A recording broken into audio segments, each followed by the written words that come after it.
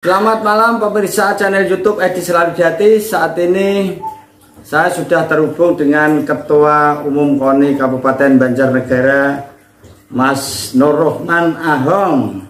Selamat malam, Mas. Selamat malam, Mas Edi yang selalu di hati. Salam olahraga. Jaya.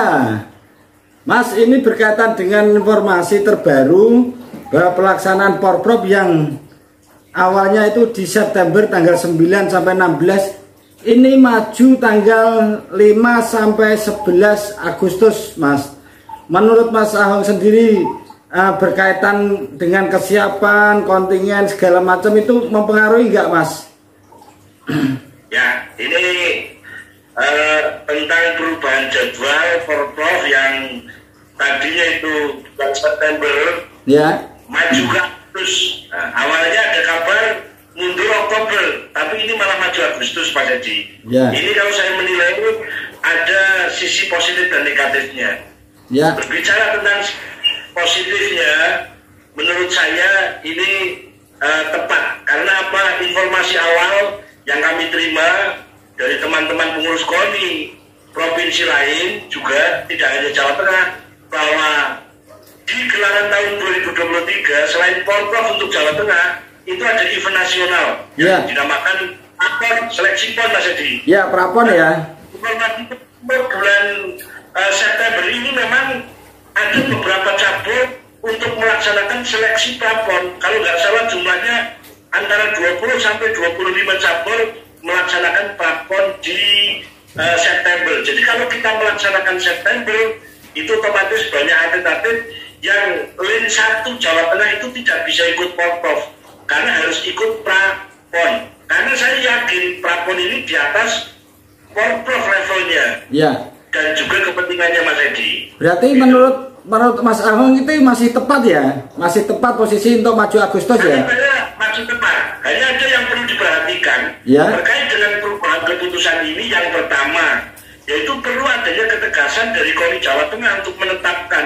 Perlu segera berkirim surat ke KONI-KONI Kabupaten se-Jawa Tengah. Yang pertama terkait program latihan yang harus kami laksanakan di daerah. Kami harus membuat program ulang agar performan puncaknya itu, peak performanya ada di bulan Agustus. Yang kedua tentang anggaran juga, Pak Edi. Nah, anggaran ini harus kita sesuaikan agar Agustus itu sudah fit keluar, bahkan jauh sebelum Agustus sudah ready begitu, Mas Edi. Oke, terus gini, Mas, ini dinamika Porprov dan Prapon kan. Ketika atlet, seandainya atlet bela diri, Mas, atlet bela diri nanti mainnya di bulan September atau taruhlah di Juli. Wah, itu kan sudah benjot kabeh, Mas. Di Juli benjot terus main Porprov. Ini yang diutamakan yang Porprovnya atau di Praponnya, Mas itu. Ini kan beresiko itu yang bela diri itu. Betul sekali. Ada beberapa cabur seperti bela diri itu memang dilematis. Apalagi kalau jarak Prapon dan Porprov itu terlalu berdekatan. Baik Porprov maupun Prapon dulu. Ini atlet harus bisa menyikapi. Jadi kondisi fisiknya harus betul-betul dijaga. Karena kalau menurut saya Prapon juga sebagian besar adalah harapan para atlet untuk tampil di PON. Karena salah satu prestasi tertinggi di Indonesia adalah PON begitu. Jadi mungkin akan lebih menitik beratkan di Praponnya sehingga persaingan di Porprov tidak begitu ngotot pada waktu itu karena jaraknya berdekatan. Setelah maupun sebelum Porprov itu akan berpengaruh sekali, apalagi kalau jaraknya terlalu dekat, Mas Edi. Oke, gitu. Tetapi kan prinsipnya ketika Porprov ini kan untuk yang terbaik untuk pembinaan olahraga di Jawa Tengah ya, berarti kita tetap prioritaskan di Praponnya ya untuk atlet-atlet kita ya. Harusnya begitu, Mas Edi, harusnya begitu. Hanya saja yang perlu diperhatikan, atlet juga harus tahu, pelatih juga harus tahu Jawa Tengah. Ini harus tahu Praponnya itu kapan. Kalau perlu lobby-lobby, nego-nego agar tidak terlalu dekat dengan jadwal Porprov begitu. Oke. Terus untuk Banjarnegara sendiri tadi disampaikan kan ketika prinsipnya siap ya ketika segera ada surat katanya berkaitan dengan kesiapan jadwal latihan terus kemudian lobby-lobby anggaran ya. Itu di Banjarnegara sendiri kemarin untuk Porprovnya dari 57 cabur yang akan dipertandingkan di Porprov nanti Banjarnegara ngemang-ngemang lolos berapa cabur ini Mas Aung? Untuk Banjarnegara alhamdulillah sesuai dengan target kami di Banjarnegara itu ada 36 cabur, kita lolos 30 cabur. Jadi untuk jumlah atletnya ada 236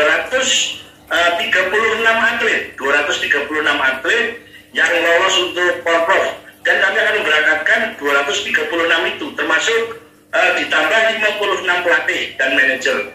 Ini persiapan kami pun melihat ada jadwal seperti ini, kami harus menata ulang. Hanya saja kabar ini secara legal standingnya belum ada surat resmi dari KONI Jawa Tengah. Jadi manakala kami sudah nanti menerima surat resmi tentang pengajuan Porprov, kami akan segera menyusun bekerjasama dengan para pelatih menyusun program latihan efektifnya 6 bulan sebelum Porprov. Jadi manakala Porprov dilaksanakan Agustus, Februari kami sudah harus menyiapkan program dan mulai melakukan pelatihan, Mas Edi.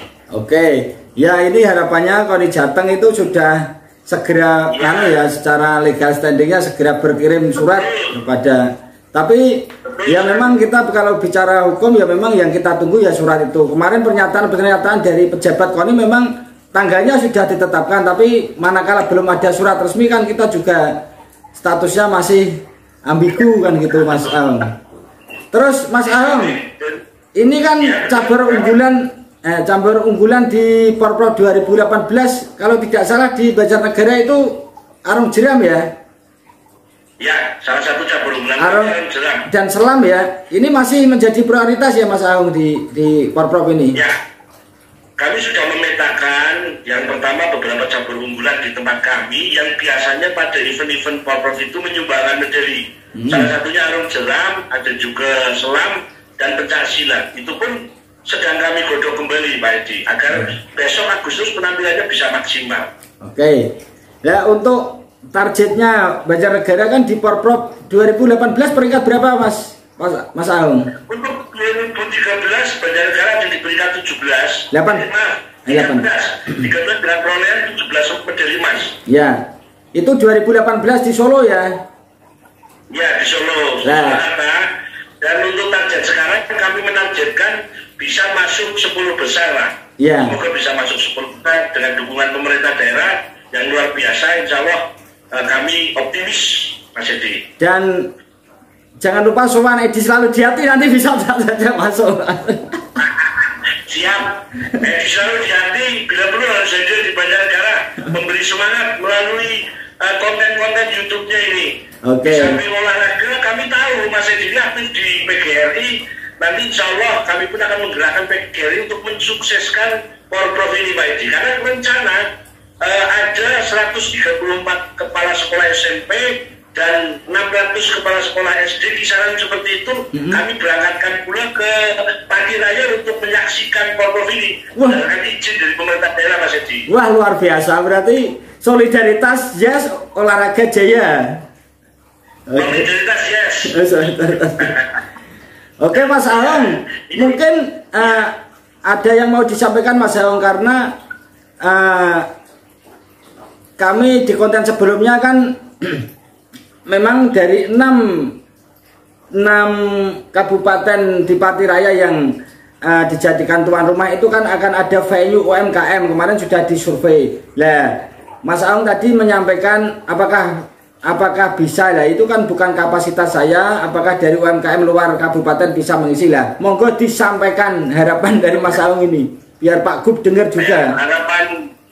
Harapan saya sebagai Ketua KONI Banjarnegara yang pertama, gelaran Porprov ini bukan hanya sekedar gengsi prestasi olahraga antar kabupaten Mas Edi, tetapi sebagai pertama adalah silaturahmi insan olahraga. Yang kedua, bagaimana mengangkat Jawa Tengah kembali ke peringkat 4 besar. Iya, 4 besar. Itu pun kita masuk 3 besar. Karena kita ketahui pon di Papua kemarin terakhir di 2021 kita terpuruk peringkat 5 atau 6 itu. Iya, peringkat. Nah, ini adalah PR kita bersama. Jadi harus kita kembalikan, harus bahu-membahu, bukan hanya persaingan antar kabupaten. Yang kedua, tadi dikatakan Mas Edi, saya juga melihat di YouTube Mas Edi bahwa di situ selain gelaran olahraga ada juga yaitu menggerakkan sendi-sendi ekonomi yang lainnya, seperti UMKM. Ini luar biasa, mungkin berbeda dengan porprov berikutnya. Harapan kami tidak hanya Panti Raya yang dilibatkan seperti Grobogan, Jepara, Kudus, tapi kabupaten lain pun bisa ikut diundang untuk meramaikan gelaran UMKM ini.